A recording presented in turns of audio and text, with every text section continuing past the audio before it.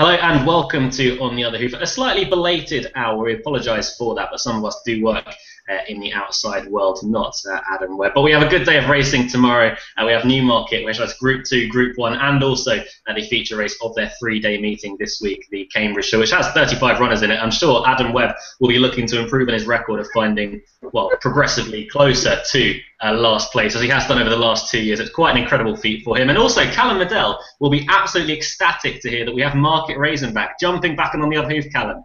Oh, I just love these cards. To be fair, it's how many years now since Magnifique won on that Market Rasen card? Way too long. 4 years. But 4 years, yeah, 4 years. Yeah. Wow. Hopefully, Charlie Thompson can continue his good record in that bumper with another one. Was that Kilcooley's bumper as well? Yeah, Spirit Shankly won it as well, I think. Didn't win it last year with Midnight Shot. No, it got beat last year.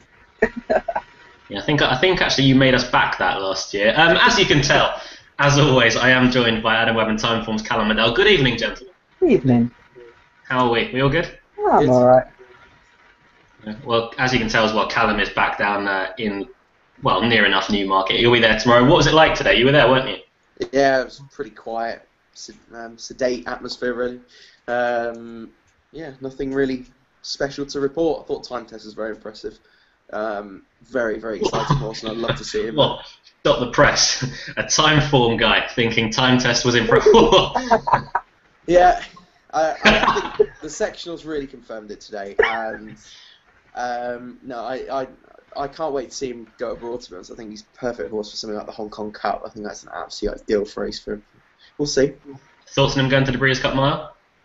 I'd like to see who turns up, but a Glen Eagles versus Time Test race there will be really, really fascinating. Yeah, it'll be a decent race indeed. And good evening to Adam Webb. How are you? I'm good, thank you. Just on time. Just on time. Just on Time Test as well. He would need quick ground. He's a bit like Glen Eagles. So if there's any rain in Keeneland, he probably won't go over there. I'm sure Champions Day was muted, but he'd need good ground for that, and the likelihood is he won't get it. So I think he will need to go abroad if he's going to race again this year. But he does stay in training next year. So yeah, he's a horse that I wasn't warming to, because I remember him last year. He was immature, and I did think he was a bit of a rogue, and he went and proved me wrong in the London Gold Cup. And I think he is got Group 1 potential. I will definitely say that, but I'm still unsure about him. I think he's a good horse, but I want to see him confirm it in a Group 1 before I can start backing him in races. Is it my laptop or your microphone that's messing up? I'm not sure. Bit of both. I'll say it's my laptop. As always, you can get in touch with us here at On the Hoof, as many of you already have done across the course of this evening so far. We've got fantastic dev racing ahead with the Royal Lodge. We've also got the Middle Park and the Cambridgeshire as well, which is certain to divide opinions. I know that we've been dancing around a few just off air. You can tweet us at On the Other Hoof. Any fancies, questions you may have about the upcoming weekend of racing or anything towards in the future, we will answer at the end of the show. But as we mentioned, a really good day of action tomorrow at Newmarket. Starting off with the 2 o'clock, the Juddmonte Royal Lodge Stakes in Group 2 over a mile. And we've been talking for a while now about this race, and we've got two horses at Newmarket that could really go on and be fairly useful individuals. We've got Deauville from the Ian O'Brien Yard and Foundation from the John Gosden Yard, and both of these are on beaten after just 2 starts. Both of them are fairly short prices here, but one of them will lose their unbeaten tag tomorrow. Yeah, unless it's a dead heat, of course, but I doubt that. The preference for me of the pair is Deauville. As much as I have liked Foundation, the problem with him on his first 2 starts is he hasn't come out of the stall both times with the field, and he can't be doing it tomorrow. But I have been really impressed by him, and Deauville as well. He was a full brother to the Corsican. I was taken by his win last time out because I didn't think he'd be winning over 7 furlongs against Anas Baraquin. So the step up to a mile here will really suit him. Of the rest, I do like Muntaza. After his debut rather in a maiden, I wrote the note next to him in my tracker. It just said surefire maiden winner. He didn't really go on soft ground behind Recorder, but then fully made up for that winning last time. I think at the prices, I think he is a fair price considering the other 2, and I think he does have a load of promise to come. The others I don't think are good enough for this level. Humphrey Bogart goes up in trip. and I have slight stamina doubts about him. I know you'll talk about beast mode, Luke, but hey, he's an interesting horse for the future. But of those at the top, I prefer Deauville over Foundation, and Muntazar is one that I've got firmly in mind for the future. I think he'll make up into a really nice 3-year-old. Deauville for me. Yeah, we've been having an argument for quite a while now about who discovered Deauville first. It was me, but you're claiming it. But both of us, we can agree on one thing, that we do think Deauville is a very, very good horse. I absolutely adored him on debut. He was muted to go for, I think it was the Chesham at Royal Ascot. Things didn't really go his way, evidently, because he didn't turn up there. But he was very impressive last time out in a Group 3, beating Sanas Paraquem, who this week, in some way, has boosted the form after falling behind a little bit in the closing stages and coming back with a real late rattle. But the step up from 7 furlongs to a mile is really going to suit Deauville tomorrow. It's a fairly testing mile as well. Foundation you have to respect, coming here unbeaten, but I just have a feeling that Deauville could be a very, very good horse. And I did something silly earlier, and I backed Deauville for the Derby next year at 20-1. I think he could be a very, very good horse. And also, Ryan Moore taking over from Joseph O'Brien. No offence to Joseph O'Brien, but Ryan Moore's Ryan Moore. That's no negative whatsoever. I wouldn't really be backing him tomorrow with even money just because it's too short. Maybe in a few multiples would be the way to go forward with Deauville for me. We may discuss that a little bit later on in the show as well, but I'd be surprised and disappointed if Deauville were to get beaten tomorrow. And Callum, clean sweep for Deauville, or are you siding with Foundation? I really like both. I think Deauville and Foundation have made really favourable impressions on their first 2 starts. The thing with Foundation, he does it a bit more classy in terms that he travels a lot better than what Deauville has done, albeit Deauville's run twice over 7 furlongs, but was really caught out for a bit of pace, and then just outstayed, I thought, Sanas Paraquem on the day. And I just get the hinting suspicion for, it's on a galloping track stepping up to a mile, that Foundation might just do him for a bit of tone in this sort of race. But saying that, I do think Deauville is possibly the better prospect of the two. I think it's really, really tight. I won't have a bet. I think it's a fascinating match between the two. Foundation can't afford to miss the break either. He has done on his first 2 starts, so that would put me against him somewhat. I just get a feeling if it comes down to the 2 of them, Foundation might just do him for a bit of toe. He's more speedily bred than Deauville, and yeah, that's just my real suspicion about the race. I just think he might do him for a bit of speed, but Deauville will stay on well. And I think it's a really nice prospect, and I wouldn't put you off backing either, to be honest. I will have slightly edge towards Foundation, though. Just one last point on the Royal Lodge. It wouldn't surprise me if Ryan Moore bounced Deauville out and tried to make all the running tomorrow. Maybe. He could do. Maybe. But it's a bit of guesswork, isn't it? There are horses in there that are going to make the running. If not, I mean, Sixth Sense is likely going to be a pacemaker, isn't it? Humphrey Bogart, he might be up there. I don't know. I don't know. It is completely speculation. However, on that front, but what we can say is that it is a bang up to scratch Royal Lodge between 2 what could be very good horses indeed, and from very good horses to Newmarket Rasen for the 2:15, their first race of the afternoon, the Racing FX Prelude hurdle listed handicap over 2 miles and 148 yards. Just the 10 go to post here, Adam. Grand Maestro's been in fantastic form over the summer. Comes here off the back of a good win last time out. You've been on about him all week, really. Yeah, because I looked at this race and it is considerably weaker than the summer hurdle he won, carrying £4 less. I can't believe he's not favourite tomorrow. I really think he should be. His run in the handicap last time out at Haydock, it was a good run just to get him ready for this, and I think he's a clear one to beat. If there's one at a bigger price that I like, it's Cluna Cool, who won a handicap hurdle on Boxing Day at Kempton. Oh no, sorry, not Boxing Day, the day after. And he was 5th behind Q in a really good novice hurdle, and the form of that race reads really well. And if there is a danger at a bigger price, it'd be him. But it's just a really weak race, and I think Grand Maestro at 5-1, that's a hell of a price. I think he's a clear one to beat. Yeah, I wouldn't disagree with Grand Maestro, actually. It doesn't look the strongest of events. If you compare it to the summer hurdle that he won 22 days ago, Dr. Richard Newland's OBE, whatever we're calling it, at 4-1, I think Grand Maestro would be the value in the race. I also agree with Clunical for each way terms. about 8-1. I was actually at Kempton when he won very nicely on that day. He hasn't overly gone on from that and has to come back from a bit of a break of 231 days. And the other one I had to throw into the mix would be Queen Alpha. He's been in decent form over in Ireland. Johnny Burke comes over and takes the ride again. Another one around the 8-1 mark could be there for each way purposes. And I should correct myself earlier on as well. I mentioned that there was 10 runners here. We have got one non-runner. That is Ben Becula, leaving us with just 9 going to post. Commissioned is a horse that I like on faster ground. However, he's not really a horse that I would have down with giving away this much weight. He's got to carry 11 stone 12 tomorrow, minus £5 out of Mike Ennis's claim. But he still does have to give £9 to a minimum to his closest pursuer in the weights tomorrow afternoon. That is laudatory. But I would be siding with Grand Maestro down at the bottom of the weight. So 10 stone 3 should be going fairly close and comes into the race, as Adam mentioned, in very, very good form.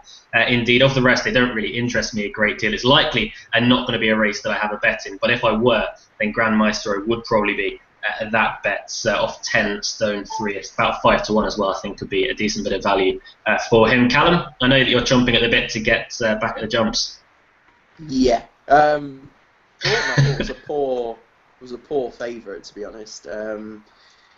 Yeah, he's not got outstanding form, to be honest, and I've always found him a bit tricky, Broughton.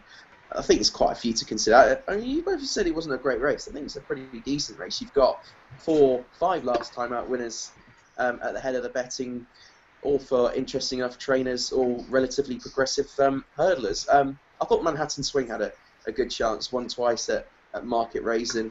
Won last night at Market Rasen, third behind Grand Maestro in that aforementioned summer hurdle. I think he'll go well for Brian Erson. Yeah, it does look a competitive race. So we can say that anyway. A competitive race, nonetheless. Grand Maestro, though, for myself and Adam. Is it Manhattan Swing you're going for, Callum? Yeah. Manhattan Swing. For Callum, we're back to Newmarket, though, for the 2:35, our second visit to flat racing headquarters for the afternoon. The Connolly's Red Mills Chiefly Park Stakes, a Fillies Group 1 over 6 furlongs is our next port of call. 8 go to post there. Again, a wide open race here. And Callum, you were making the point earlier that you think Beshara should be a great deal shorter than she is.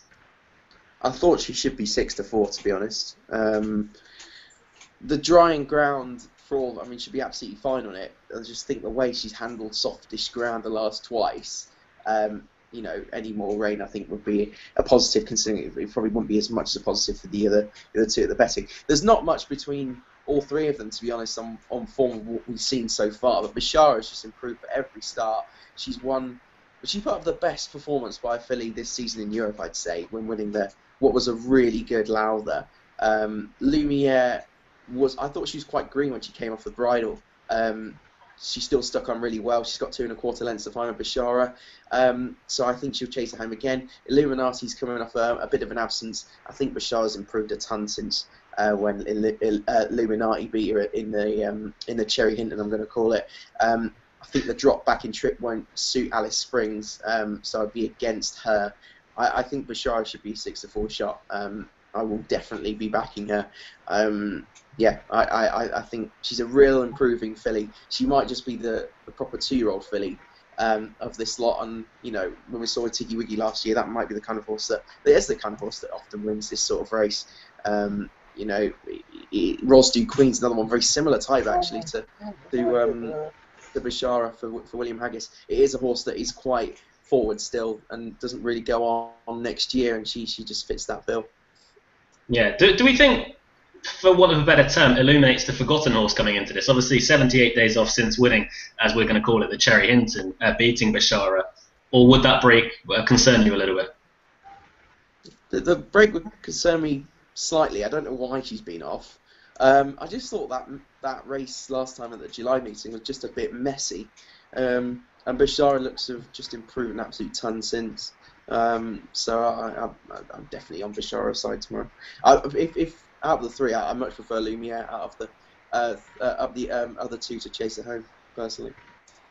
Yeah, I wouldn't disagree with Lumiere getting close. Obviously, she was still very unexposed, coming off the back of only a maiden win in the Lowther Up Platts, York. But Beshara was well on top on that occasion. There's potential as well that Lumiere went a little bit too fast on that occasion. But Bashara seems to have improved a great deal since stepping up to 6 furlongs. Obviously, she has to overturn that form, albeit it is just a short head that she was behind Illuminate in the Cherry Hinton, but since then she's been unbeaten, winning probably what's a weaker race at Ascot on softer ground, and then she was very impressive in the Lowther last time out and beating some fairly good horses, including, as we've mentioned, Illuminate back into second. Eastern Angel was also amongst that bunch as well. So Bashara would be the one for me as well to continue the good form that William Haggis has been in pretty much all season, and I wouldn't disagree with Callum, to be honest, that Lumiere would be the more likely one out of herself and also Illuminate to follow Bashara home. Interesting that Richard Hannon has booked Frankie Dettori aboard at Illuminate. I thought potentially they might have gone with Pat Dobbs.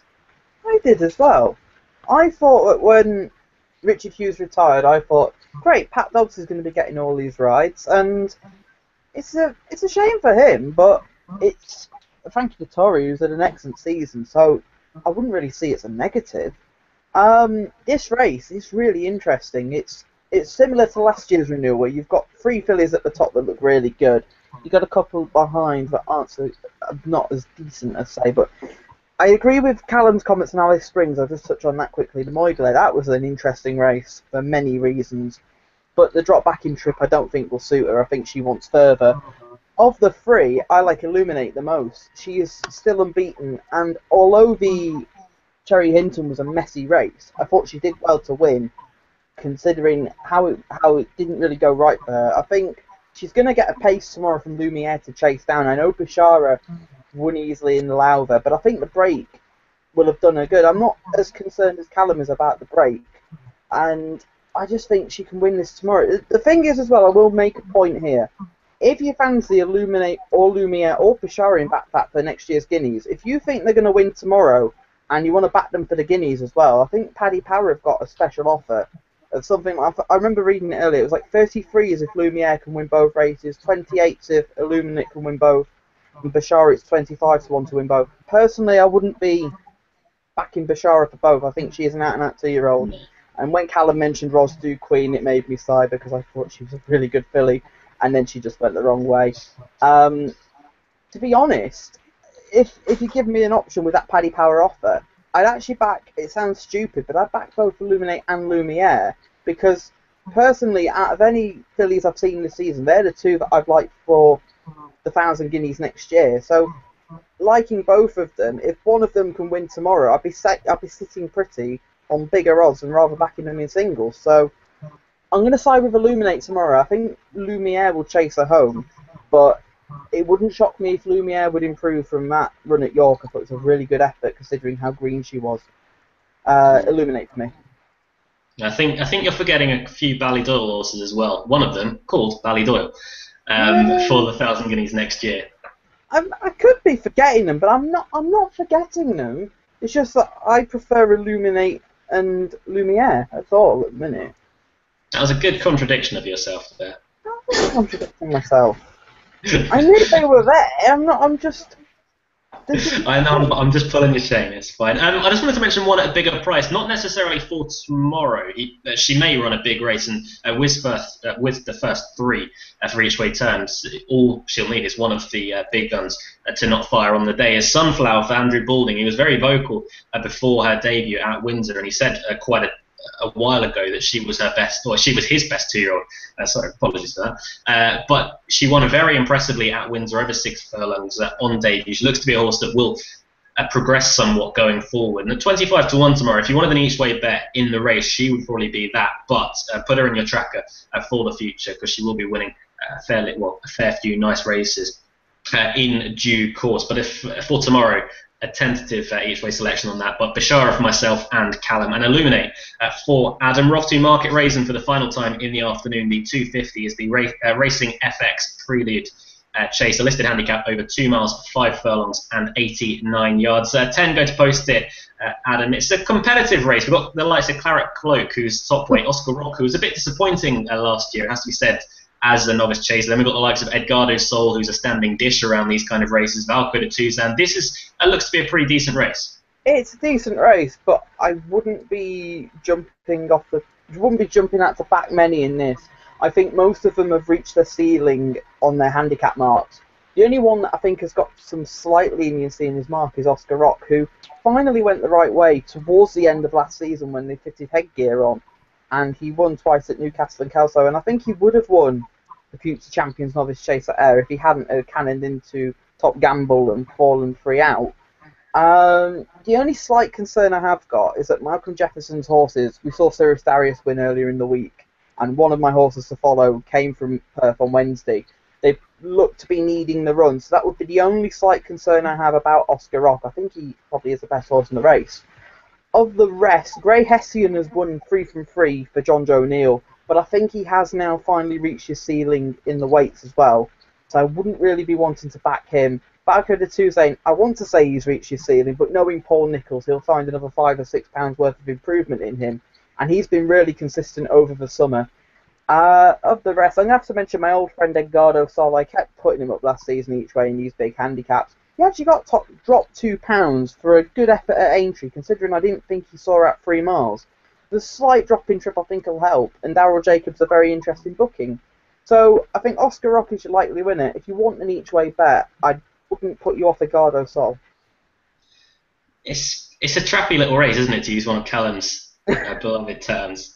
I would like Oscar Rock, but as you say, the Malcolm Jefferson horses seemingly are just needing a run this time around, and I imagine he's got much bigger sights set for Oscar Rock later on in the season. I completely agree with what you said about Grey Hessian as won at Bangor, Sutherland, Southall. Now this is a very, very different task than what he would have faced round there. For all that he does come here in very good form, a mark of 141 may just be getting a little bit beyond him now against much better horses, not just summer jumpers. The one I thought that could be interesting is Conquisto for the Brian Ellison yard. Danny Cook's been riding really well since coming back from his ban. I think he won a Dartford Warbler for Sue Smith just the other day, so he's been in good form in the saddle. He's got a low mark as well, Conquisto, and at his best, he'd be going very, very close in this. At 12-1, he's already had a few runs as well, so he's got no fitness questions to answer, whereas a few of these do with the likes of Cloud Creeper, Oscar Rock, Edgardo Sol as well, to an extent. So 12-1 I think could be a decent each-way shout for Conquisto, who hasn't been in the worst of form. He was beaten at 10 lengths by Kai last time out at Stratford again. That's not the worst of form, but as an each-way play, I'd say Conquisto could be the value of the race, but again, it's not really a race that I would be diving headfirst in to have a bet. But I would like to see a little bit of promise from Oscar Rock, who I was a little bit disappointed with last year in his novice season. But for me, I'm with Conquisto at 12-1. Callum, how do you see this one playing out?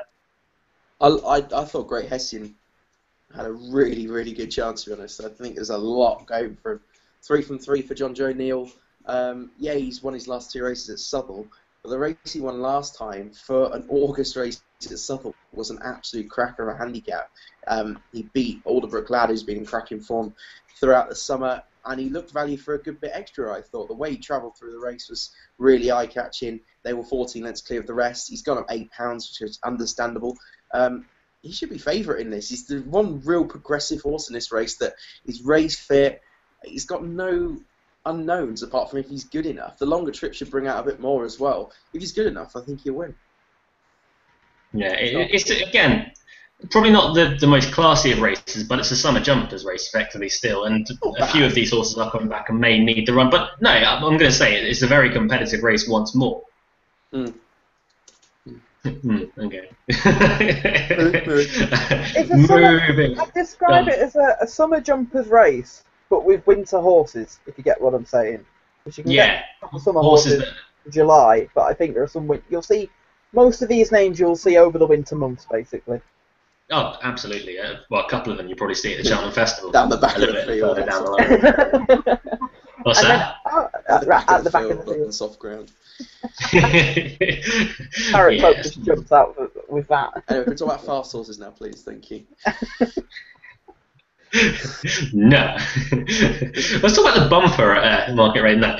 The 310 at Newmarket is up next. We've only got a couple more races to get through. Only 6 races this week to cover on the Other Hoof. And as always, you can tweet in at On the Other Hoof. If you're new to the show, first time watching, or if it's one of your first times watching and you've never got in touch, do tweet us at On the Other Hoof. Tell us your fancies for tomorrow. Any questions as well that you may have about tomorrow, we'll do our best to answer them at the end of the show. And also read out your fancies and put something up against them later on after we've previewed the Middle Park and the Cambridge Show. But the Middle Park is up next to Group 1 over 6 furlongs at 3:10 at Newmarket. And Callum, this is a really exciting horse that we've got here with Shalar, who was beaten on debut, but since then is 4 from 4 for John Gosden. Frankie Dettori taking the ride, was victorious over in France last time out. Really, it looks for all intensive purposes that we're just looking for a horse to chase Shalar home tomorrow. This horse looks a monster. It honestly looks so good.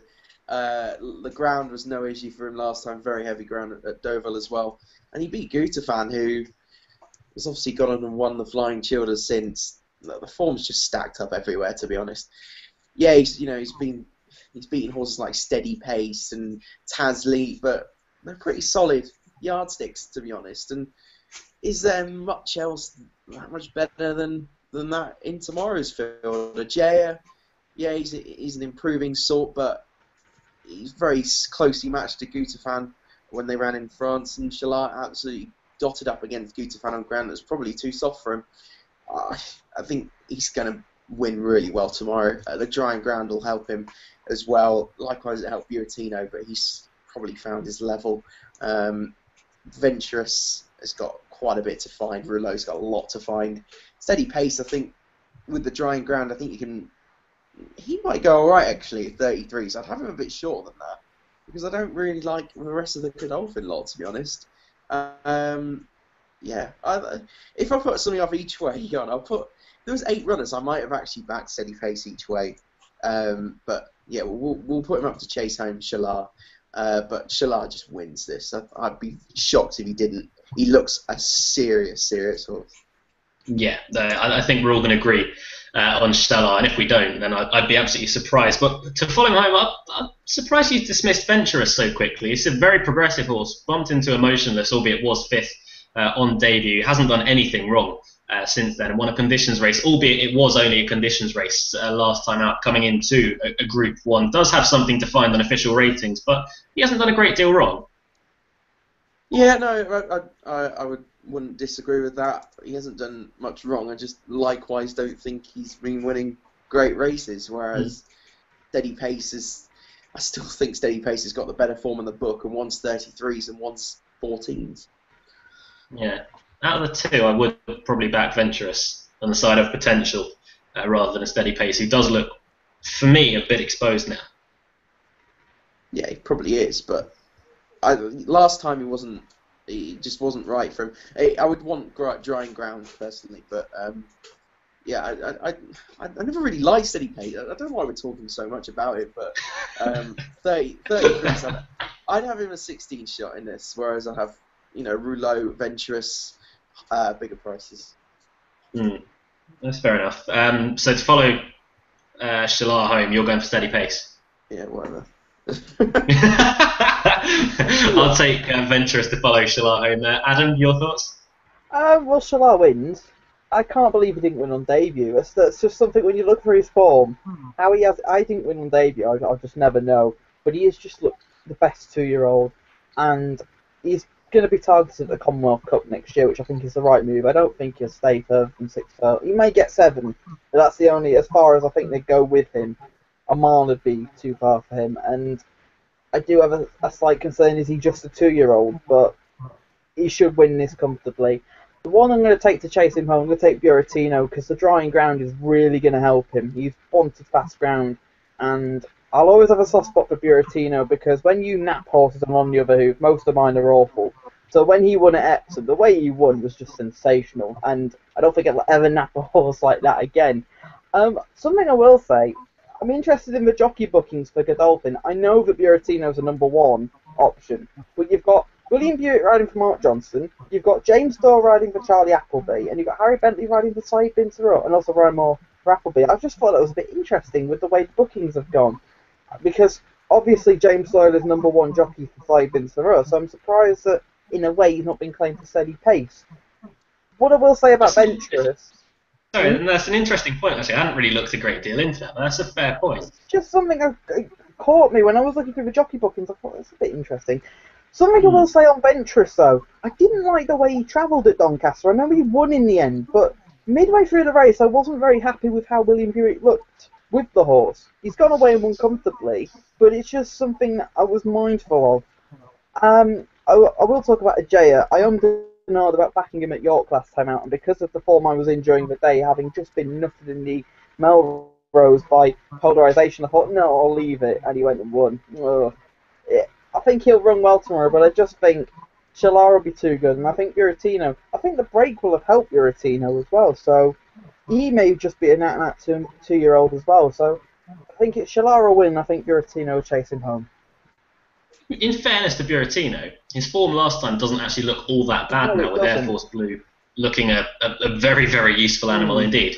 The thing as well with Buratino, the ground went against him at the Curragh, so I think that's still a decent effort. And he's winning the Coventry. I know he was against more inexperienced types. The way he did it, he just travelled so well, and I was concerned that he came too quickly after Epsom. But wow, he travelled so well through the race. It makes me wonder where round 2 is, and I hope he comes back, because round 2 looks seriously good at the start of the season. Oh. Yeah. I know Callum will echo those thoughts as well.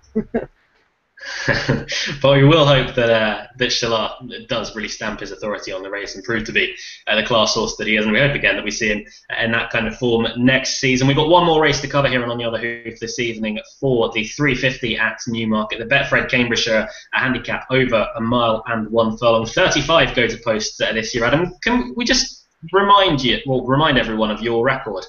Yeah. While I was waiting, whilst we were starting, I got last 2 years races up. Now, the first year, I was really sweet on a horse called Red Avenger, ridden by Gerard Mosse. He finished 25th out of 31. Not good. Last year, I fancied 2 horses in the race. I fancied Extremity, ridden by Andrea Ericsson. He went off 9-1, and he'd been a long-term fancy. He finished 26th. And I also fancied Gabriel's Kaka, ridden by Pat Smullen. He finished 27th and hasn't won a race since. So, yeah, my record in this race is pretty dire. I backed Bronze Angel at 25-1 after his run at York. After timer. I'm not after timer because it hasn't ran yet. And a couple of people knew that I backed him because this has been the plan all season. I was a little mortified that he won last time out because he got a £4 penalty. Lewis Stewart does negate £3 anyway, but I prefer him running off the mark he got a handicap mark off to start with. But he's got a huge chance here. This has been the plan all season. And he did well to win last time out. I don't think it was Lewis Stewart's finest hour as well. So to get him through to win, I thought he did really well. And this has just been the plan all season, and a bold showing is expected. The only other problem was I liked 2 others on Monday. One of them's not here, and the other's the favourite, Portage. Makes me look like a favourite backer, but he won at Ascot on King George Day. He was really impressive on that occasion, and I thought he ran really well at the Curragh in the Irish equivalent behind Hint to the Tint. And I think he's a horse for next year as well. I'm quite looking forward to seeing how he gets on here and then towards the future. The only slight concern I have about Portage, does he want soft the ground? Because on fast ground... Oh, okay then. Because I remember him on fast ground in the Britannia. I know he was drawn on the wrong side to start with, but I just thought fast ground could be a slight negative. I think the ground will be fine for him at Newmarket tomorrow, but I don't think he'd want extreme firm ground, so... Of the rest, it's a minefield, this race. I was hoping that Sparkplug was going to be in because I'd been all over him at a bigger price. Is there anything else at a bigger price that I do like? I've got to mention our old friend Firefighting. He's having his 7th run at a 12. We're getting there slowly but surely with him. He could run a big race here, and he could easily run into the frame. I don't think he'd win it, but it'd be amazing if he could win this. But then the problem is he wouldn't be running every week because he wouldn't be able to get into handicap. So... apart from Firefight, there was one other that I did like. Forgotten Hero at 40s, I think, is slightly big because he's a horse that's been in decent form of late, and a big field like this will really suit him. Second to Blue Watts last time out reads really well. The only slight concern I do have with the race and the layout is there's only one front runner. There's pace all over, but the one front runner is if we can, and it depends where he goes. That could set the race up. If he goes Sandside, it'll set the race up over there. If he stays in the middle, that'll be very interesting. I hope he stays in the middle for Bronze Angel, because I really think he can win his 3rd Cambridgeshire. And it'd be a good year to do it, because if Trev can go and win the Arc next week for her 3rd Arc, it'd just be amazing. Bronze Angel, I've been really sweet on him for a while now, and I hope he can do it. So the two at the top of the market for you. So shut up. The two at the top of the market. Hang on a minute before we continue. The two at the top of the market are going to finish 28th and 29th tomorrow. There we go. If you manage to do that, I would take my hat off to you. I would get a hat and then I would take it off for you. I'd be horrified if that happened, but oh well. I hate this race. I'd be excited for the Cambridge for next year already. 30th and 31st. Yeah, you'd be going for it. Like Adam, earlier this week I had two fancies. One of them I had backed in You're Fired. He's not here. The other one was Sparkplug. He's not here. So I've had to have a rethink of the Cambridgeshire because everything that could have gone wrong went wrong. And I believe, actually, Callum, you had a few fancies in the race and none of them have turned up. Manasseh and You're Fired. Manasseh in particular. Oh, That got pulled out a while back, which is absolutely gutted about. It's annoying. But we have reevaluated and found a couple that we expect to run well. Maybe not as strong fancies as we had originally. The one that I found was interesting is a horse that I've been following for a while in Man of Harlech, who wasn't beaten all that far by Bronze Angel last time out. He had Rob Hornby on taking £5 off on that occasion. David Probert takes the ride tomorrow afternoon, but he's a horse that's he usually races very exuberantly. Now, in a race like this, you're almost guaranteed a fast pace. For all that Adam mentioned, we have only got one front runner, which I can't imagine a Cambridgeshire being run at a crawl. He should be able to settle into a nice tempo. And last time out at Doncaster, it looked as if he wanted a little bit further because he was originally outpaced. Stepping up a furlong should help him out, and a race like this should help him settle. Around 25 to 1, I think I saw him out a little bit earlier on. I think he's about 25s. Yeah, he'd be a decent. I'd have him each way at 25 to 1. I don't necessarily think that he's going to go out and win, but I would be disappointed if he wasn't running a big race tomorrow. Donnacha, again, it's a horse that myself and Callum have followed for quite a while. I thought, again, Donnacha ran fairly well at Goodwood last time out. It was just a race where everyone that was near the front kicked on and won, and then everyone from the back really struggled. And Donnacha wasn't too far back, but So Beloved was sat in fourth the whole way around, kicked about a furlong out and went and won the race quite nicely, and the pace just didn't collapse at all. I can see Donnacha running, again, a big race with Tom Marquand taking £3 off. Tom Marquand gets on very well with Donnacha. Halation is a massive cliff horse of mine.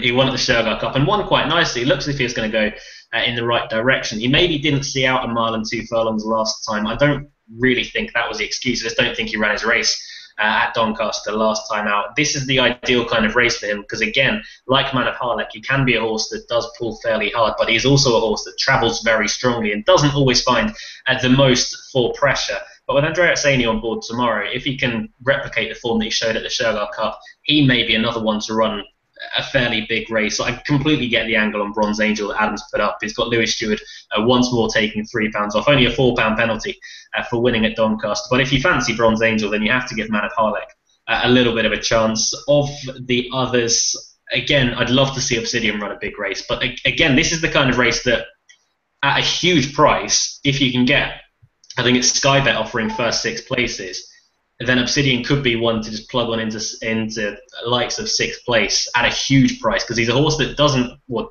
to be delivered anywhere near except for on top of the line, really. He's a horse that's been weighted with for his last few outings for as long as possible. Kieran O'Neill takes the ride aboard Obsidian off a lowly 8 stone tomorrow for a mark of 86. I don't think that's really beyond him. He's a full brother to Fencing as well, who for all intensive purposes, Fencing was a bit of a character. Obsidian doesn't really have those tendencies as of yet, but he does look to be still a fairly progressive horse for Richard Fahey after joining him this season from the John Gosden yard. But it is a very wide open race. For me, the two that I would take, my main selection would be Man of Harlech. Of the others, I'd probably put Halation up as an each way angle as well. Again, it's a really tricky race, and a race that I'm struggling to pin my colours to one. I know Callum's smiling because I put up Halation again. But he has won this season. Another horse that has won, though, Callum, is Mr. Rock. So, yeah, I was just going to go through my 3 cliff horses, seeing as you did your exact 3 cliff horses. So, I've got GM Hopkins, Educate, and the wonderful Mr. Rock. Bronze Angel was obviously going for a 3rd win in the race. It's that mark may just be a bit too much, but the drying ground should help him. For all he absolutely bolted up on heavy ground at Ascot, which is still a performance that staggers me to this day. Portage, I do think, wants it a bit softer personally. It was quite soft at the Curragh, certainly soft at Ascot when he won. For all the Curragh race he ran in was a really strong race, and he's £3 well in at the weights. I'm going to back both O'Mara horses. Well, I think he's definitely got 2, but I don't know if he's got any more. Yeah, he's got 2. Earth Drummer, the Hood, I think, will bring out a little bit more potentially. He shaped well on his first 2 starts this season over a mile behind Halation, and then in a really strong York race behind Elham, where he stayed on quite nicely, but I think the drop back to 9 with a strong pace will really help him. I think Birdman is really overpriced here at 28. And again, it's the Bronze Angel form. I thought that was a pretty strong handicap, and like, you put Man of Harlech in. I thought Birdman shaped really well in that race. Both of them held up. Birdman, the extra furlong should really help him. Josh Doyle taking off 7, I'm not massively keen in, but it just looks a steering job for Birdman, really. So it should be fine. I think the race will be perfect for him, and I've got no reason to think that he isn't still quite well handicapped on 105. The 3-year-olds interest me, but Third Time Lucky is quite progressive. I thought maybe he'd found its level when it was beaten at Goodwood, but maybe did a bit too much too soon. I'm not sure if this big field is really what it wants exactly, but pretty progressive. My Dreamboat won a really good handicap at York. I think the extra furlong will suit that. Ground should be fine. I mean, I watched it back again, and it absolutely bolted up.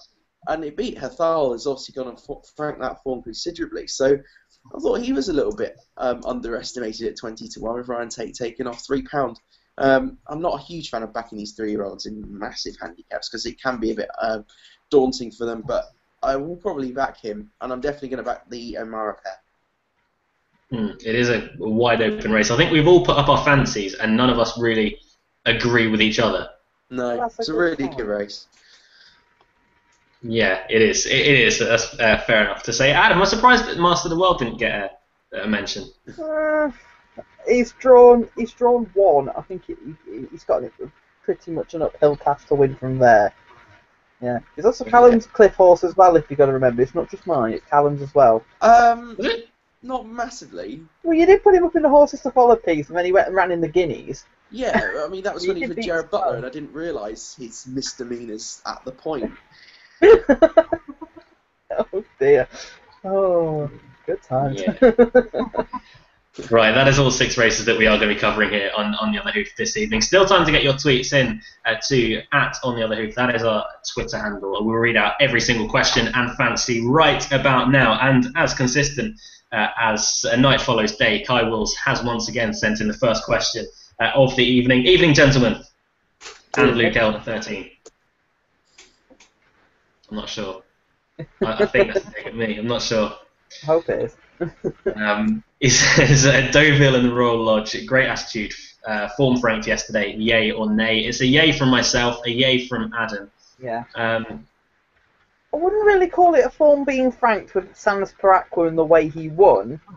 I get what you mean, but I wouldn't call it form being franked because he's hated every step of Newmarket. Bless you. Callum, it's a nay from you, isn't it? Just about a nay, but not a significant nay at all. Not a nay with conviction.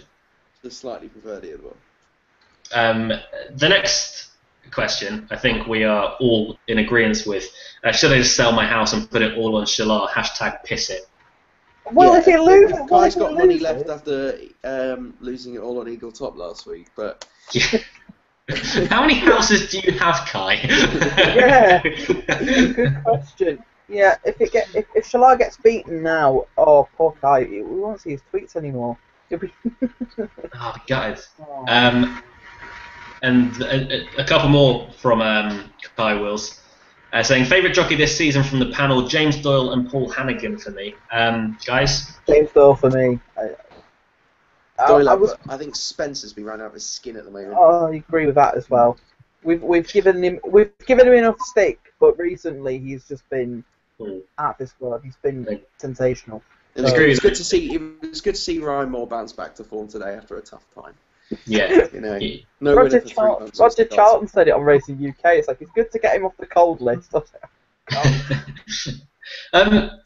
One jockey that Callum's had to put up with me talking about for quite a while is one lower down the ladder. He's having a fantastic season. Is Paddy Mathers. He's been in absolutely fantastic form. Not many days go by at the moment without him actually riding a winner. So I'd put him up there with jockeys of the season. I think he's having a belting season so far. They were reading out stats on Racing UK not too long ago, and I think this was approaching his best season since 2005-ish. It is his best season. Is it officially his best season? Yeah. By 3, yeah. And So, he's had like nearly half the amount of rides he had that year as well. I mean, obviously it helps being supported by Richard Farley's yard, but nonetheless, Paddy Mathers has really taken his opportunities and is probably a jockey to watch out for once more because he's riding very, very well. And one last question from Kai Wills saying, Wales versus England, boys. I must admit, you might beat us at rugby, but no way football. God knows. No knowledge on either sport. Yeah. Oh, yes, Matt Mitter here, also known as the Value Rater, has tweeted in. He said, 50-1 fancy for the big race tomorrow. Now, if anyone's wondering what that big race fancy was, you can't find out because you've got to pay for his tips. But he did DM me saying it was Examiner, so there you go. That's for free. Examiner for Value Rater is what we're going for, using form lines from a year ago when he wasn't with the yard that he's with now. Hattie Fuller has tweeted in saying, Bashara and Shalar double tomorrow, can't go wrong, yeah. Well, I'll let Callum answer that. What was that? Sorry. Bashara and Shalar. Yeah, go on then.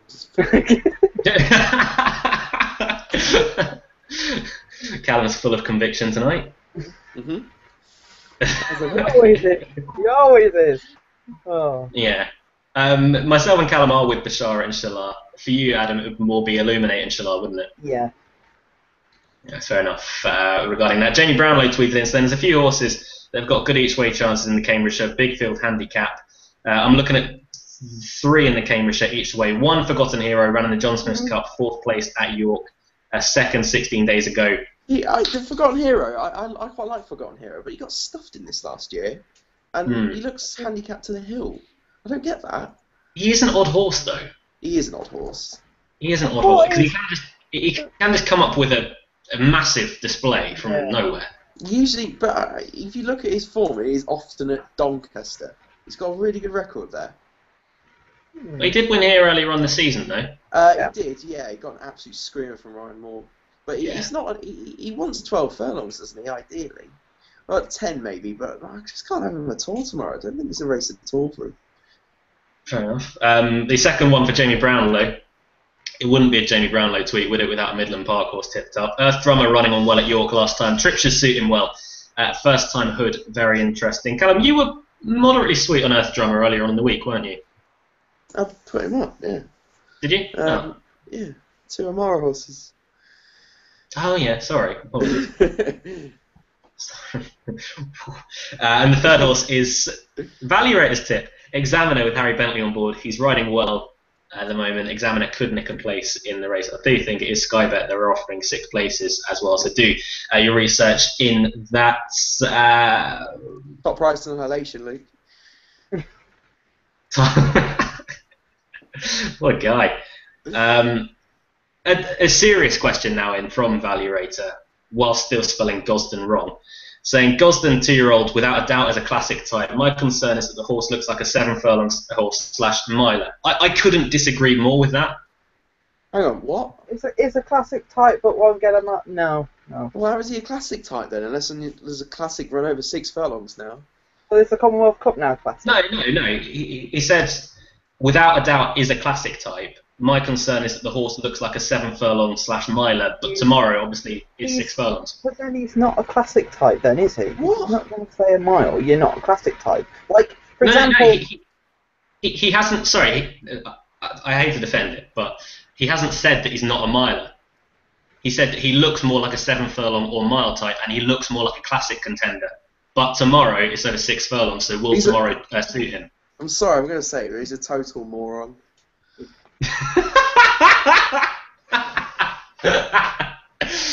I agree. I do agree. But Shalar, I'm sorry, that's just ridiculous. Shalar has been confirmed, and John Gosden has said this, I think, that he's going to go for the Commonwealth Cup next year. Yeah. And he's going to be a sprinter, which he probably is. When you've got a horse with that sort of speed, why? Well, he just looks like you said earlier, he looks like an absolute monster. He could just be a very, very good sprinter. He's an absolute speed demon. Ridiculous speed. I mean, I think he might stay. He might stay a bit further, but when you've got that sort of speed, why? What's the point? What is the point? Yeah. You've now got the option of the Commonwealth Cup, and you have the sprinting program for 3-year-olds now. Yeah. And it now, I welcome the Commonwealth Cup as a race. Some others don't, and I know Ryan Ferris, if he's watching this, will be sat shaking his fist at the screen saying I'm a moron. But I think it's a good idea to have a 3-year-old program for sprinters. But there isn't. Would you not think there? Like, look at Mahara this year, who take out his Poulan run, you know, he won the Greenham, which is a pretty decent start, then the Commonwealth Cup, then the July Cup, then the Maurice de Guise, and he's obviously going to finish in the Forest. I mean, you know, you're stepping up slightly into it throughout the season for all you start over 7. It's a perfect campaign. You've won, you know, if Shalar was in the same form as he is now, and there isn't anything that pops up, you'd expect him to win every one of those. Yeah. Something else I will say, now they've sorted out the 3-year-old sprinting program, what they now need to sort out is the 3-year-old staying program. So, yeah, because all this breeding with precocious speed, I'd like to see a few more stayers. Yeah. I like slow horses. I think, back to the original question, we are all agreed that Shalar is a sprinter and not a classic type. Yeah. Yeah. I don't think he's got enough speed for tomorrow, though, so he'll struggle. And welcome back to Chris Heath. Welcome back to On the Other Hoof, my friends. Back after a prolonged absence, everyone is back in Masadas, 25-1. Hood back on with James Doyle on board in the Cambridge shed tomorrow. For mark of 97, you can understand why people would back Masadas, can't you? Yeah, I think Price-wise has put him up. He's a bit Price-wise put him up as well. He's definitely a bit doggy. He is. He's not straightforward. He definitely isn't straightforward. Carries his head high, but the Hood might help that because he did win really nicely at this track early in the season when he had the Hood on, and he hasn't had it on the last twice. So I can see that angle. But he doesn't do things right in his races, which is an obvious concern. No, but saying that, he has got plenty of ability, and if you still can get 25s, I'm not sure if you can. I wouldn't be rushing to put you off for that. Price-wise, you won't be getting 25 until tomorrow, 8:30. Yeah, he's absolutely. He's also put up Muntazar in the Royal Lodge. He's also gone for Portage, and he's already advised Earth Drummer at 25. So 3 darts. Jeez. Yeah. Jason Harris, next question, is saying Grand Maestro and Oscar Rock for me in the big races at Market Rasen tomorrow. Thoughts? Yeah, I think I agree with both. Yeah. Grand Maestro. I think we laid out our concerns about Oscar Rock a little bit earlier on in that maybe just needing the run. Yeah, he may need the run, but I do think he is the best horse in the race. I agree with both of them, but it's just a slight concern I've got over Oscar Rock. Grand Maestro, he should be clear favourite. I really think that. I wouldn't disagree with that at all. A question, well, not really a question, more a statement in from Hattie Fuller saying Bronze Angel is a certainty. That is a question mark at the end. It's a statement and a question. Saying with firefighting to fly home and nab second. Good luck with that, Hattie. And then we've got a question from Trevor the Goat saying it's an intriguing question, this one. Obviously, there's been a lot of controversy about Stuart's inquiries with Simple Verse and the St. Ledger. We've also got the Secret Gesture one that's been going on recently. I'm not sure when we're due to get that result through, but he said, do you think that best horse in the race is a non-argument in the Stewards room? Good question. I think you have to take into account Simple Verse was the best horse in the race. Yeah, I agree with that. It's a weird one because when they've reviewed it again in the inquiry, they have said that the first bump becomes more irrelevant due to the distance of where it happened, which is 440 yards away from the line. The second bump is the one they've taken more into consideration. Although what I did enjoy about the inquiry was Graham McPherson's case analysis, where he painted a picture of Simple Verse being a tough, genuine filly and questioned Bondi Beach's attitude. which I've got in my own mind as well. I do question his attitude because he had every chance to go past and he didn't. I can't. I completely agree. I completely agree with that. People are saying that in his Group 3 when he beat Order of St George. Yeah. 3 outings ago. Yeah, he went past then, but the last 2 times now, I think he's shirked the issue somewhat. To be fair, there was a case. I think there was more of a case at York to swap the placings round. Yeah. I tweeted at the time, although I thought Storm of the Stars was the best horse, it was more of a case of him being chucked out than Simple Burst because Storm of the Stars literally took him across the track on that occasion. And here, either decision's going to cause controversy. There'll be people in the camp that think that Bondi Beach deserves it because of both bumps, and then there's people that think otherwise, the way we think. So, and there's also a Golden Horn as well. I mean, there was no inquiry into that, but I thought the best horse won on the day there as well. So yeah, I agree with that. I thought Free Eagle travelled better into the race, and if he'd have shown a turn of foot quicker, he'd have gone past. And I just think at the time, I think Golden Horn was getting the upper hand, and it wasn't jockey error either. So no, you can't blame it on Frankie Dettori whatsoever. I think he's stick in the right hands. It's just Golden Horn spooked at something, apparently a shadow from the grandstand. But I don't know what he spooked up, but he did it. He did it at York as well. So it's something troubling him. I'm unsure. I'd be worried about him in the arc. If he's going to hit the front, I don't think he will hit the front.